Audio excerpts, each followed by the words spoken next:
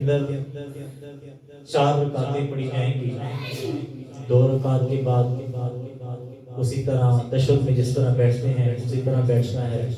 پھر چوتھی رکعت میں پھر تشہد میں بیٹھ کر سلام پھیرا جائے گا، اور ان چار رکعتوں کے اندر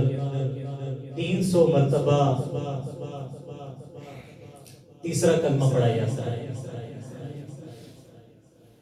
یا سبحان اللہ والحمد للہ ولا الہ الا اللہ واللہ اکبر ولا حول ولا قوت الا باللہ العلی العظیم، یہ پڑھا جاتا ہے۔ یہ تسبیح پڑھی جائے گی، اگر کسی کو یہ تسبیح یاد نہیں ہے تو وہ تیسرا کلمہ پڑھے گا۔ ٹوٹل 300 مرتبہ بنتا ہے، 4 رکعتیں ہیں تو ہر رکعت کے اندر 75 مرتبہ یہ تسبیح پڑھی جائے گی۔ اب ہر رکعت کے اندر 75 مرتبہ کس طرح سے پڑھی جائے گی وہ آپ سماعت فرما لیں اور ذہن کے اندر اس کو محفوظ فرما لیں کہ شروع میں تکبیر تحریمہ کے بعد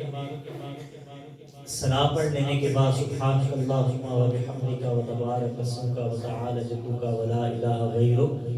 پھر 15 مرتبہ یہ تسبیح پڑھنی ہے، سبحان اللہ والحمد للہ ولا الہ الا اللہ واللہ اکبر ولا حول ولا قوت الا باللہ العلی العظیم، یا تیسرا کلمہ۔ ثنا کے بعد 15 مرتبہ تسبیح پڑھی جائے گی، اس کے بعد پھر الحمد شریف اور قرات کے بعد 10 مرتبہ پھر یہ تسبیح پڑھی جائے گی، 25 مرتبہ ہو گئی، پھر رکوع میں جانے کے بعد سبحان ربی